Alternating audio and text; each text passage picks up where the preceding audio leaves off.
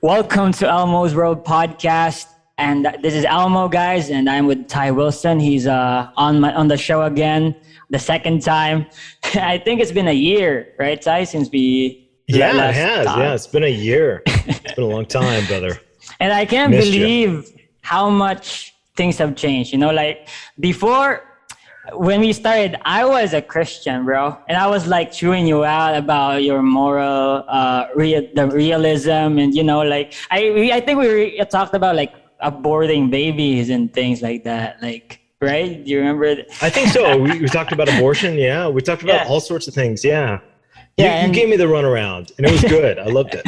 Yeah, and I basically do that to all my guests, which is I think what a good interviewer does, right? Like just asks questions objectively, and I guess I've proved it myself, right? That I am an objective interviewer where I do open my mind, and it actually has led to the fact that I changed my own beliefs, right? Just because I opened my ears and listened. I wasn't stubborn, and I welcomed whatever facts or arguments people made to me. And I think that's what a good I guess normal human should do.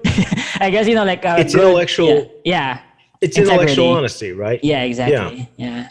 But I mean, like when you talk about intellectual honesty, it also begs the question: like, is ignorance bliss, or do we have to accept the truth, even if it's like doomsday or like brings us misery and pain, like if I think about me in the past, like I was very happy all the time, like me, I'm like expecting eternal heaven, I'm already secure. I did nothing, just accepted grace and was saved.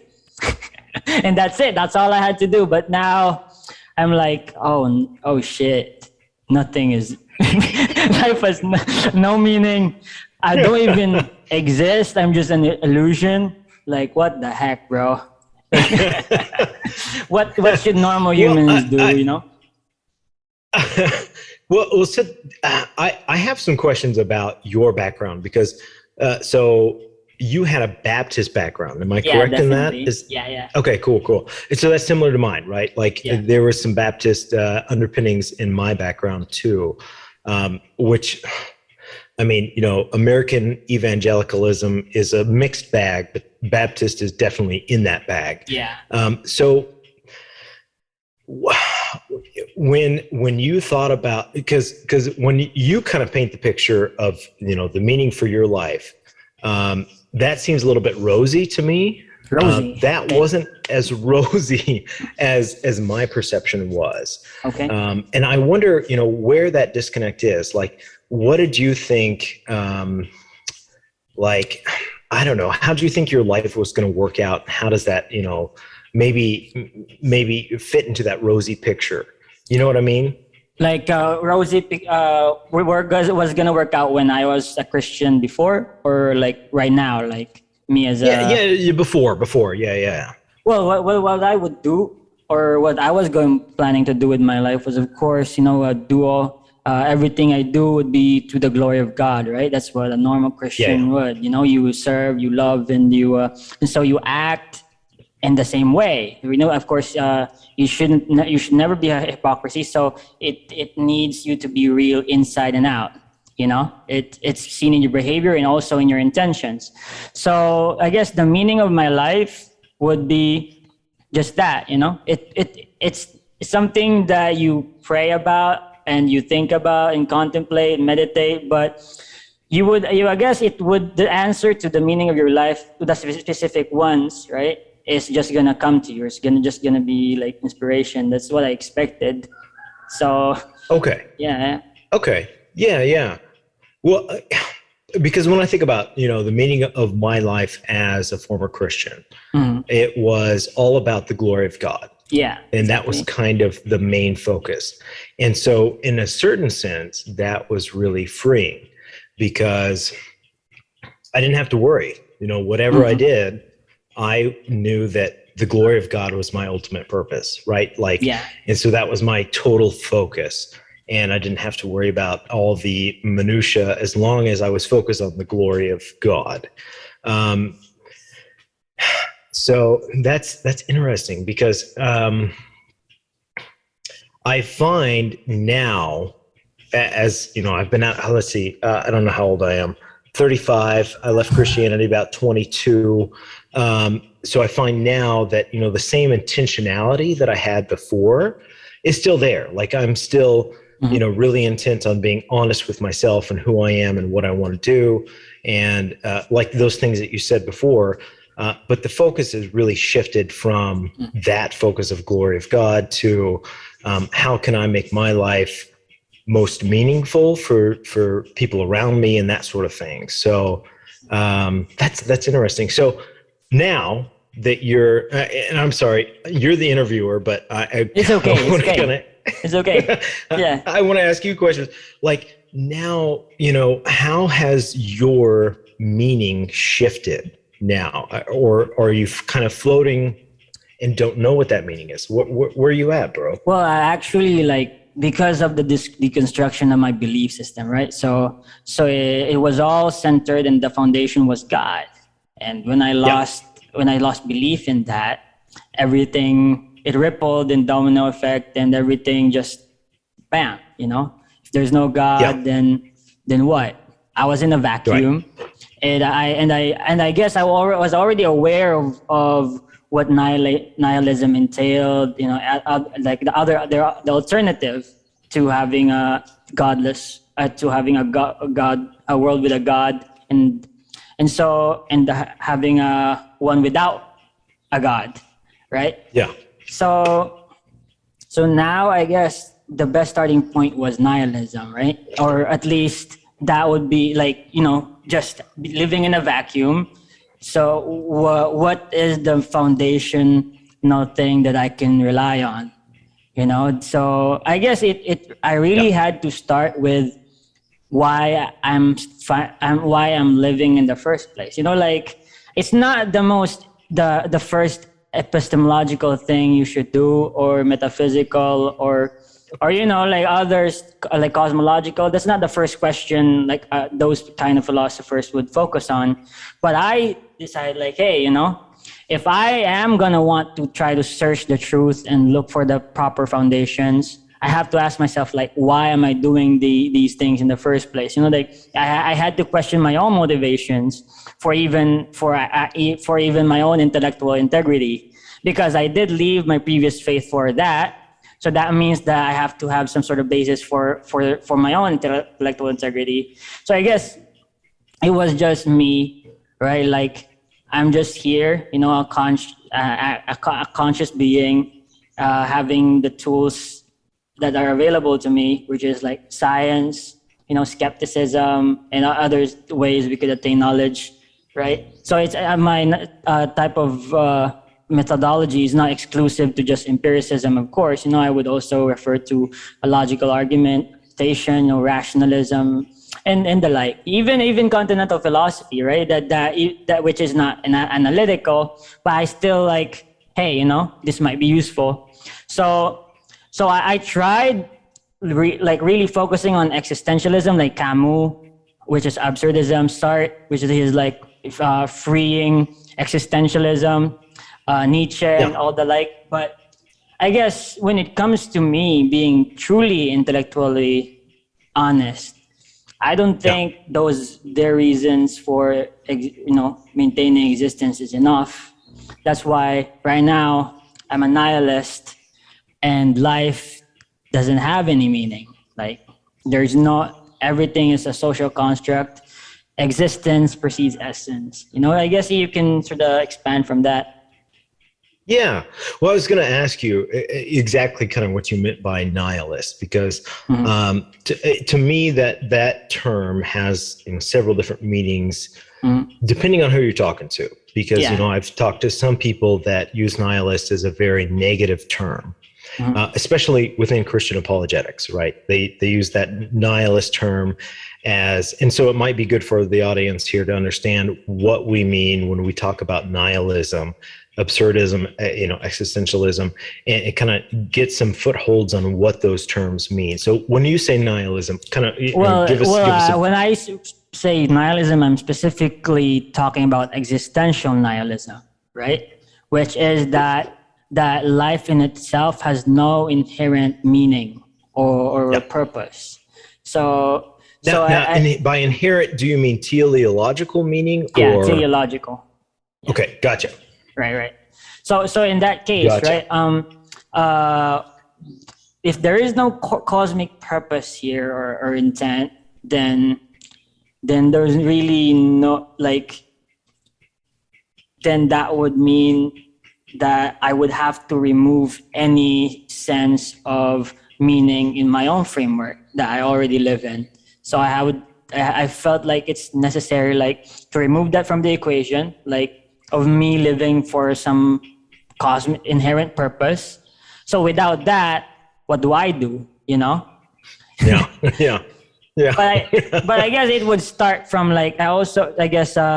me having a certain, me assuming that that science is very reliable, and if we sort of use that to attain some sort of knowledge that we can verify or rely at least, then we can move on from this. So for example, evolution, right? An understanding of cosmology, maybe of course starting from the Big Bang and onwards.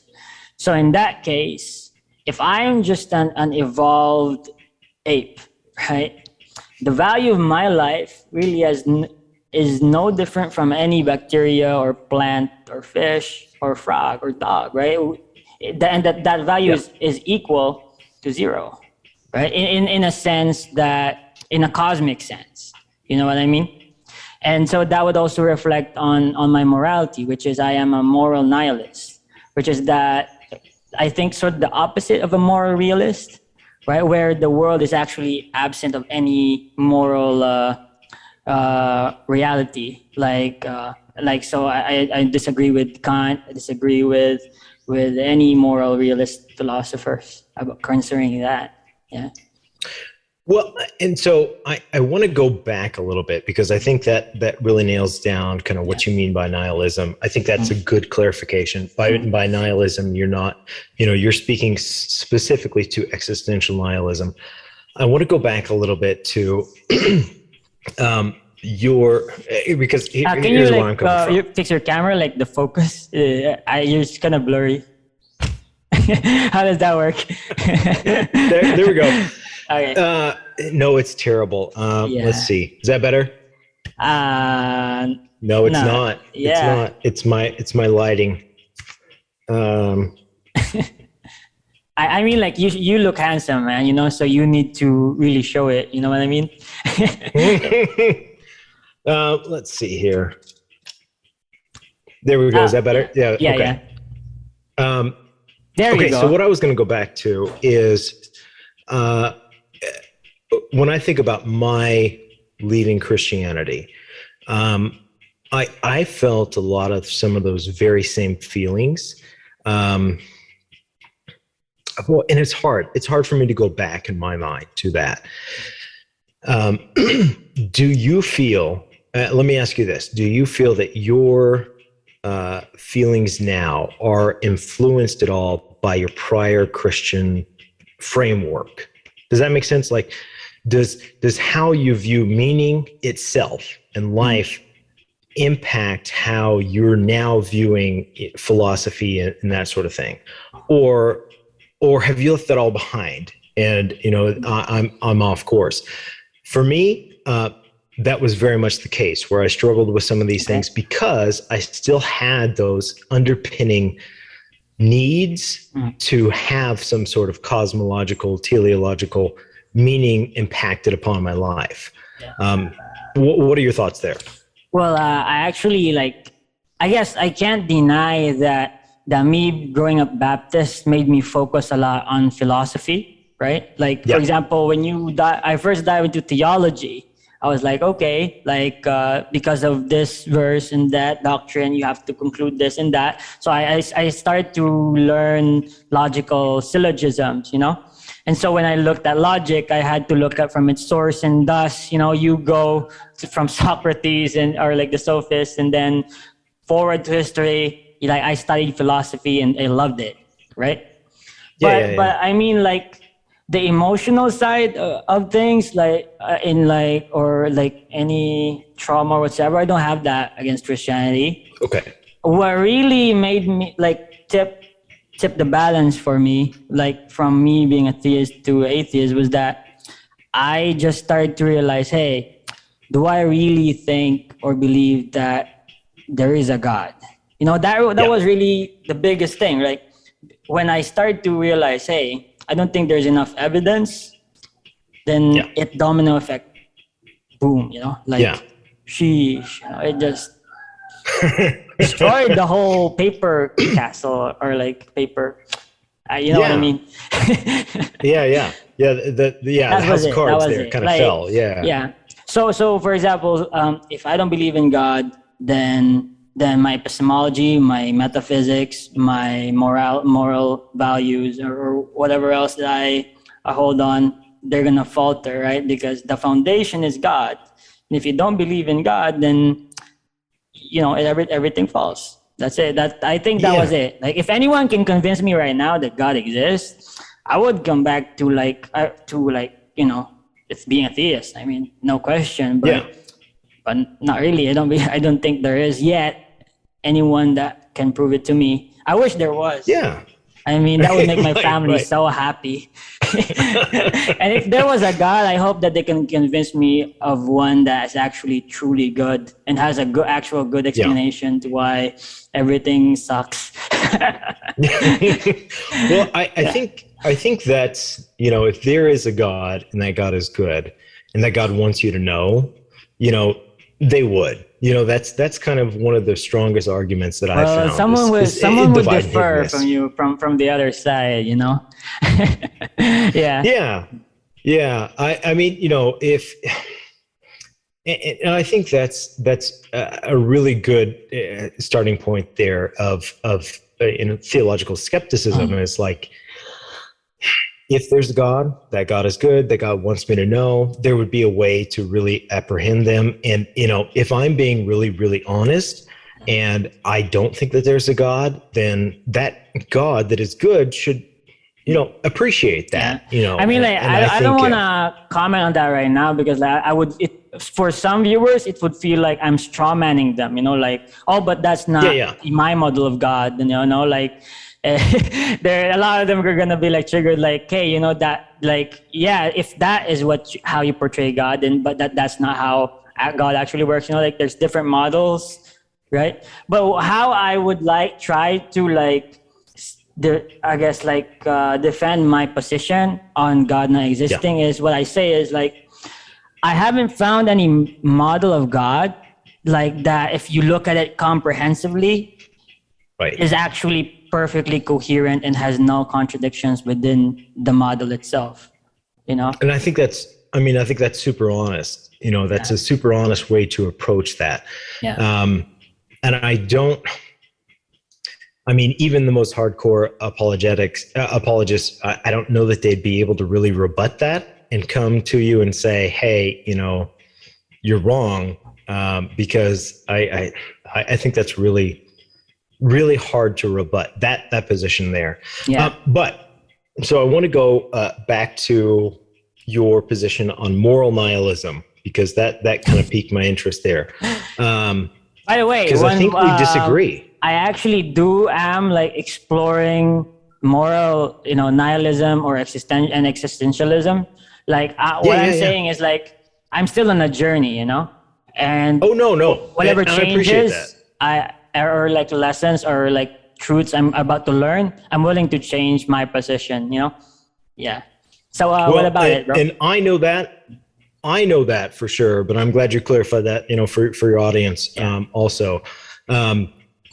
Well, so when it comes to moral nihilism, what do you mean? Well, right now, where you're at in your journey, what does that mean to you, and how do you feel about morality? Well, morality is just a social construct, right? Because we as humans, we evolved to be able to have a cognitive, I guess, ability, a capacity to be able to interact with each other, and thus we gave ourselves like standards of behavior that would be acceptable for even for individuals, for society, and maybe like as a whole human race. We have set these moral standards, and thus, once we've set them, we try to make justifications for them, which is religion, ethics, and stuff. But from my understanding, and me as a moral nihilist as well, I'm seeing like, hey, what is the framework that morality is upholding? And do I believe this framework? And the thing is, like, I don't agree with the framework itself, not just the answers that people, submit to the framework. So when I talk about framework, I'm referring to so in order for something to be moral, right? Or morality to like a concept to exist, it relies on moral agents. It relies on moral actions. And moral actions are motivated by moral intentions or sourcing from human will, right? So these are three things. But as a nihilist, or at least like, I don't believe in these things. I don't believe that there is a moral agent. Like, my own sense of individuality is an illusion itself, right? If there is no individual, there's no one actually taking any specific action that should have any distinction in reality. Thus, if there's no distinction there and no individual, there's no free will that actually exists. It's just protons and electrons and neutrons, vibrating. Maybe like if you think about like string theory, that's all that's happening, right? And so there is no morality, and everything is just social construct. I guess that's how I look at it. But I mean, one of the things I'd like to clarify is, but if you believe that, then you like, do you agree with like, is murder okay? Is rape okay? Stuff like that. Like, what I would say is like, I guess I also take the position of an emotivist, right? So I just do believe what I feel like is right or wrong. That's it, and my reactions to such things. Yeah. Well, so one of the things that has really grown on me as I've left Christianity is that the needs to have some sort of ultimate grounding. Oh, I'm so sorry, my clock is going off. Okay. The needs to have some sort of ultimate grounding for morality. These sort of, the moral agents, the moral imperatives there. Those are sort of, to me, have developed more as trappings to sort of really crudely explain how trappings. Our morality. What do you mean by trapping? Trappings. Yeah. So drapery is a facade. A facade. That is, a facade that's kind of put up to help tell the story of how our morality developed. So, for some people, that can be really useful. And, I've talked to some theists and even some atheists that really need those sort of storytelling features to help them behave morally. Because for them, what you're saying, the moral nihilism, isn't enough for them to really get a grasp on what morality is. That's fine. I mean, I'm open to them needing that. But what's kind of helped me is like learn that. We are alive in 1, 2, 3. All right, Ty, go. Yeah. So, we talked a little bit about nihilism, existential nihilism, moral nihilism. I'm an absurdist. That's kind of where I come from. But I a little bit modified because I love Camus, right? And you mentioned Camus earlier. And I think last time we talked, I talked a little bit about Camus. The biggest thing to me, though, that I think there's something wrong there in the approach to the meaning of life, and that is it's really tainted by religion in the first place, by that need to have some answer to that question. Because the assertion that Camus makes is, everybody has to deal with this question of what is the meaning of life. And I think that's a really Western way to look at things. And I think that's a very Christian, Judeo-Christian way of looking at the world. And I don't think that, I don't think it's universal, although it may be. That's unanswered for me. But also, like, the idea that the meaning of life has to come from elsewhere, out from ourselves, not internally. I think that's sort of an assumption that we've been programmed to take into consideration and believe without questioning. So that's where I am. I'd rather question why we have that idea in the first place. Why do we think that the meaning of life has to come from a place other than ourselves? What are your thoughts about that? Like, what do you think that adds to the conversation? Well, I guess, as human beings, right? Like, even in no matter what culture you are, logic does permeate, as our basis for what is true, right? We use it normally, and so we act as if logic will help guide us in whatever in truth finding we find ourselves in. So even if, let's say, you're like you're Hindu or Buddhist from the East, or interested in shamanism, right? There will be some sort of logical reasoning that you apply, but I guess it depends also on the sophistication of how you use those arguments, or I guess that kind of rationalism. So I would say, like, when you use the Christians, the normal social framework of why do I think life has meaning, or like that, I do agree with you, right? That we borrow from the Christian, the Judeo-Christian theology or our Western way of thinking on how the world works, and how, like, specifically, like, we derive meaning of our lives from somewhere. But that's why I also said, right, like in the previous podcast, that we need to change the framework, and that framework has to be something that is really like really removes all the things that we thought was true before. If Nietzsche declared that God is dead, he thought that he realized that, hey, like, if people start to realize this, everything, like society would break down, right? The civilization would everything would be permissible. And he was right. If all people were truly intellectually, like, honest, and really thought that, if God is dead and this, they would that it would be rational for them to act that way. But of course, people aren't rational, so they didn't act that way. But I think the solution to Nietzsche's problem of God being dead is that we need to remove God, not just as a belief, but in how he has impacted how we humans think and see the world.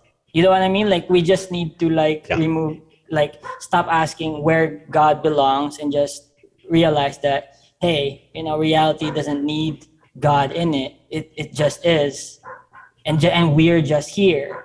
I think that's what I sound like a Buddhist monk talking like this. I'm sorry. So I want to draw an analogy here. So, in America, we have a lot of drug issues, right? Yeah. And a lot of our drugs come from cartels, whether those are Mexican cartels, Chinese cartels. The cartels are the ones that are distributing.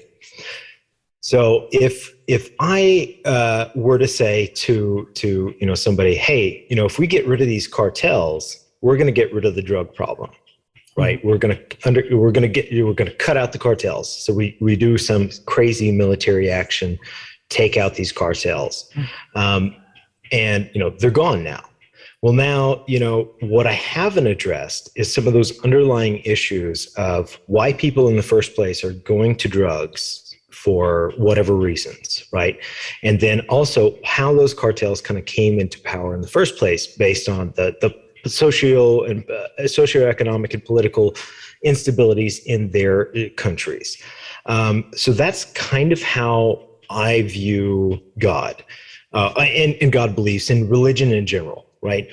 So right now we exist in a society and in a world where yes, there is this sort of cartel of religion, to parse the analogy out a little bit more, but there's some really deep underlying reasons why that exists. And that's political, that's historical. I mean, there's a lot of different reasons there. There's multiple things that kind of tie into that. But I think at the very root of it too, it's very sociological. And that's where I was for years, I've been an atheist for a while now. In my early years, I was very firebrand, very anti-theist, and very, almost antagonistic to Christians, and mainly Christians, but also Muslims and other people. But though, I guess I haven't had that phase yet. I don't think I ever will, and I hope I'm glad I'm not.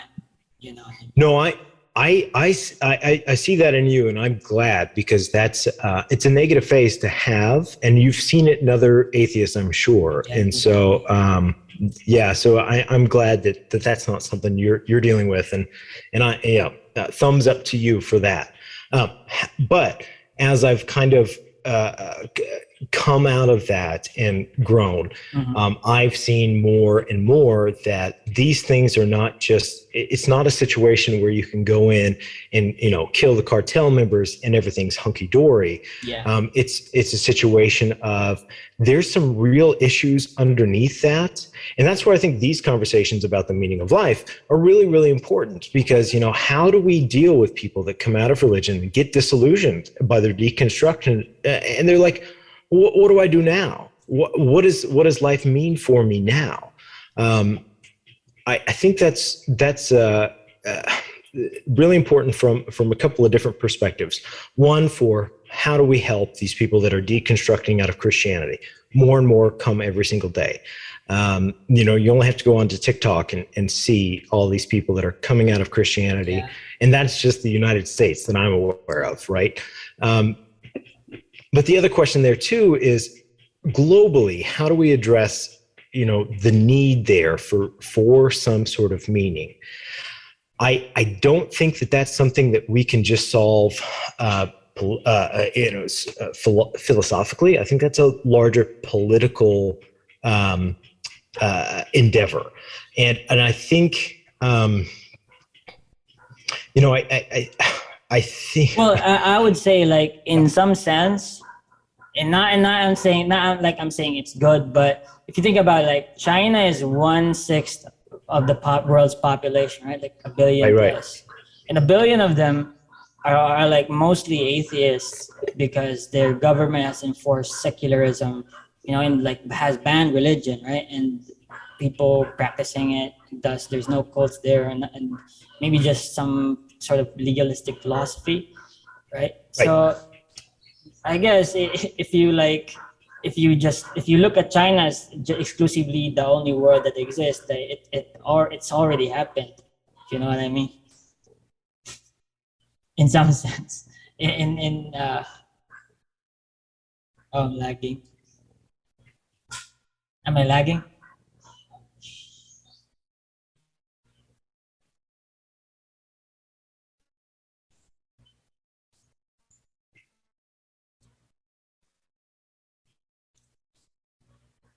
Fantastic.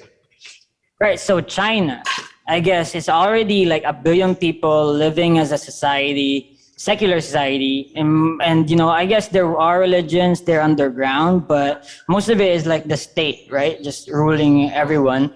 So I'm not saying that it's good, but I'm saying it can already happen. And people and humans are existing without God, without any sense of what, or like about thinking deeply about these things. I'm sure a lot of Chinese too, but like they're not destroying each other or anything, you know. But I guess the question is then, like, is China like the solution? I'm sure it's not. You know, I think that we could do better if we live, like, if you really continue this sense of, you know, living in a world without God and finding meaning anyway. Like, what do you think, Ty? Yeah, so I mean, I wouldn't recommend China as a solution, but I see where you're going there. Yeah. What I mean by politically is that there are some deep-seated issues that need to be solved collectively. So a lot of the issues that religion has stemmed out of and kind of latched onto are things like scarcity, are things like poverty and insecurity, as far, financial insecurity, financial economic insecurity, and then also socioeconomic divides, which I don't think that a society like China really solves by its anti-democratic stance. Not an expert there, but that's my take from that. You know, take that as you will, filtered through my Western media apparatus. So, you know, my prescription there is going to be a little bit muddy, but I don't think that this can be solved just by saying something to somebody about philosophy, if that makes sense, right? I think that this is much more an issue. You know, we have to look at the social and economic impacts that spur religion on in the first place. Like, this doesn't exist in a vacuum, right? We know that these sorts of things result from a long history of people. And so if we look, for example, at Nordic countries, I think that's a good model to take a look at. Or even the UK, you know, we can look there and we can see that secularism is on the rise. In the Nordic countries, I mean, almost everybody is non-religious or nominatively religious, like, you know, they're Catholic, but not really. Yeah. I think those sorts of situations are really good examples of how, you know, this sort of industrialization and really good social programs really can lead to people moving away and finding meaning away from religion. Because if you talk to somebody in the Nordic countries, it's not top of mind. Like, they don't really think about these questions and frame them in the same way. And as someone that's been out of Christianity for almost 8 years now, I don't think about the meaning of life framed in the same framework that what you're talking about. You know, and I'm interested in philosophy. I think about that a lot, but I don't think about it in kind of the same terms that you're using. You mean like nihilism? Like, no, I mean, like, I don't think that the fact that there's no teleological or cosmological meaning is a negative thing, right? Like, to me, that just doesn't really even factor into the conversation. And so that's kind of where I come from there. So my project, you know, if I had to kind of label my philosophy, would be absurdism. Like, life is what it is. We got to make the best of it. And it is a conflict there between wanting some meaning of life and also not being able to get that answer in an ultimate way. But that, I think, is framed in the Western and Christian framework of there, you know, we want to have some ultimate meaning of life. I don't think that everybody views it that way. And as I moved out of Christianity, I viewed it that way less and less. So I don't know what your thoughts are on that, but I think the framework really matters. Yeah, and then the framework does, and I keep talking about it. But I guess, you know, if I really wanted to, like, I would be an existentialist right now or an absurdist, you know. But what I find really problematic about that is the I guess, you know, if you think about it in the perspective of an analytic philosopher, it just doesn't hold up.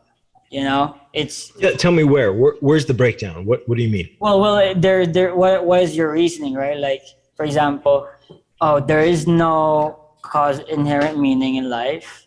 Therefore, I just need to create one. I think that's basically what Oh yeah. existentialism is. Oh, wait, is there people talking in the background? I need to Not mute. on my end. I did, and I mean, like, can you hear? Oh yeah, no, it's fine. Yeah, no I worries. need to mute. No, you're good. So I don't think if I read Camus correctly, when it comes to absurdism, I don't think that's quite the framing that I would use. The framing that I would use there is we inherently want to have some sort of meaning for life. That meaning for life is ultimately unattainable. And what we should do instead of killing ourselves, we should have a cup of coffee instead of that. And the reason that we should do that is because we can impart, we can eschew, we can get rid of that need for meaning that's kind of been inbred into us and imparted to us from above by indoctrination and just by society at large, and just enjoy life. I think really when we look at Camus, if you read his novels especially, what you really see there is the joie de vivre. You see the joy of living. And I think that's really kind of what I've latched on to, is like,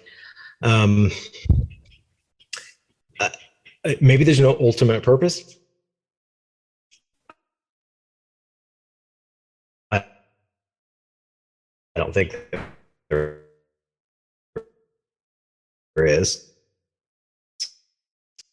Pretty well given.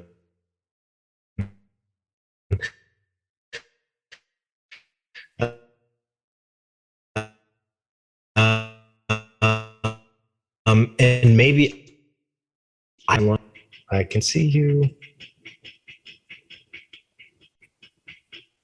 Okay, it actually lagged. That's why I was just staring at into the abyss. It lagged. I was just waiting for it to come back, but all right. I was I can see you, bro. yeah, I know. But yeah, I was listening. I was sort of, it was laggy, but I got your point. And Cool. So I also I read The Stranger. Yeah. Written by Camus, and. And also I bought the book The Myth of Sisyphus. Yeah. But I guess it. I can see how it's really, it can be a great inspiration to move on. But I guess I guess I have my own way of standards for how I have to measure what is real and how I measure how I see the world. So I know that's why I became so strict with it so much that I even left my whole core religion. You know what I mean? So but I get your point. Yeah. But I hope that I could find something similar. I'm actually in my journey right now. It's not like I feel there's greatness in me, but I want to do something with my time, I guess, with whatever meaningless existence I have. And I'm actually writing a book about existentialism.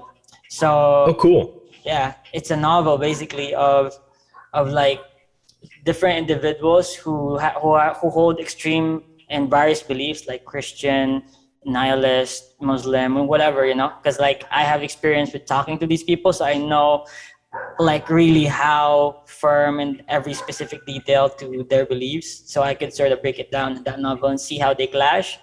But I guess that the conclusion to my novel would be that the one who wins really is the one who overpowers the others. I think that really is the biggest, and that's the solution to each of their problem, which is if your belief system can overpower all others and rise above, then your belief system will win. It depends. The definition of what will overpower though depends on, is it the charismatic influence, is it rational argumentation, is it violence, is it civil disobedience, or like it varies in many ways. Basically, power, right, is to be able to influence the beliefs of other people. And the language of power has resonated in our history for a long time. You know, the beliefs the beliefs that overpower the others rose above, right? Like in Greece, Hellenism, Alexander the Great's Hellenism, it overcame like most of Eastern Europe, right? The Romans and their Romanism, and then Catholicism that influenced Europe, you know, Protestantism and their riots in across Europe. So yeah, I mean communism and like in all of the USSR, China, North Korea, Vietnam, you know. One of the things that I'd say is one of the things I'd say to that point is that power is very much.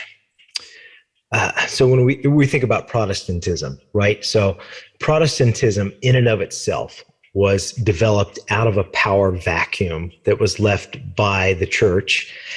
And so there was a whole socioeconomic thing going on at that time, geopolitical nonsense happening that Protestantism developed out of. And then also technology played a huge role when we think about the printing press and how the Bible was available for people. So, you know, there's all those sorts of factors that power really, ideas, super powerful, but they need those other factors to kind of come in there. So I love the idea. I really do. And I think you're correct.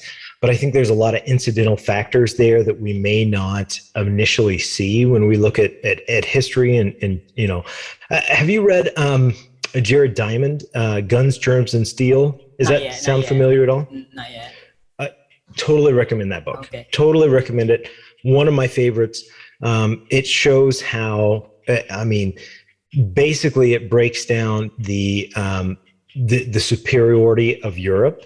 Instead of, you know, showing, hey, the white race is so fantastic and this is why they took over the world. No, it shows that basically there were some very, you know, mechanical and physical factors that led to their, you know, superiority in different ways in Guns, Germs, and Steel, basically. And so those are things that I think about in terms of power too, is like how all those fit together. And you know, speaking of novels, one of my favorite authors is Terry Pratchett, and he really takes this into consideration when he's writing his novels. He'll not only give like the ideological backgrounds of the people, but also like the physical backgrounds of the land and how that all kind of fits together. So I love it. I think that maybe is helpful. I don't know, but I'm sort of thinking like, you know, I really wanna state all these things that it's not like, I guess when you're a writer, you have to have that sort of arrogance where, you know, you believe that your writing is worth reading by others, you know. So but in order to have that confidence, I have to really study these things, and that's why but for me to like say like, oh, you know, this ideology, this belief system should be the one to conquer all the others, that's just bias of me, I guess, and I don't want to appear that way. So I guess I was going to say, I think, you know, to some extent, you're right. You know, you have to have some knowledge as a writer to build up your confidence and, you know, making other people believe it. The other option there too is just owning up to your ignorance as you write. And that can be even harder than learning. But, you know, I don't necessarily think that bias is a bad thing. And I mean, when it comes to how we live our lives, yes. But when it comes to writing, I mean, if that's what you want to write and that's what feels correct to you, write it. I mean, do it. And, you know, you can always go back later and critique it. I mean, that's, you can look at, you know, early works of anybody and see where, you know, their biases play, and, you know, they've come back and they've changed those later. So I don't see anything wrong with that as far as from a written standpoint, it depends on what you're trying to accomplish. It really depends on what the goal is. But I think that's really interesting. I'd love to read that. So yeah, and also I guess like Ty, we talked about meaning, right? And you having this the Camus absurdism, and I'm still in. I just came from the vacuum, and I'm still in this realm of nihilism. I guess what I would love to hear what what the people listening are are like thoughts about this. So maybe like I'm gonna post this on Facebook. So I hope that some people watch it, and we can like let's respond to the comments. That would be fun. Right? Maybe absolutely. Yeah. Tag me. Sounds good. All right. Well, I'm limiting the video podcast to an hour. If that's and Ty, it's been awesome having you on the show and like talking to you about these things. And I hope like you feel like you've said it like almost all that you want to say about the topic, like meaning in life. Yeah, I mean, there's a lot to be said. Yeah, exactly. But yeah, I mean, for sure, and we can revisit this later and whatever we need to do, brother. So yeah, and like any more in-depth conversation, let's have it in the comments. And I'd love some engagements from you guys. And as open-minded as I am, like convince me, I'm here. There we and go. Convince Ty. Good, he's as open-minded as I am, right? You're Ty. That's right. All right. Right. So no matter how much stops this podcast has had, like internet interruptions, I'm glad I had it, and it was fun, man. Thank you so much for your time, Ty. You got it. You take care. And I hope that it was a good experience for you too, bro. And it's fantastic. I loved it. Right. Yeah. All right. Thank you so much, and have a great day, guys.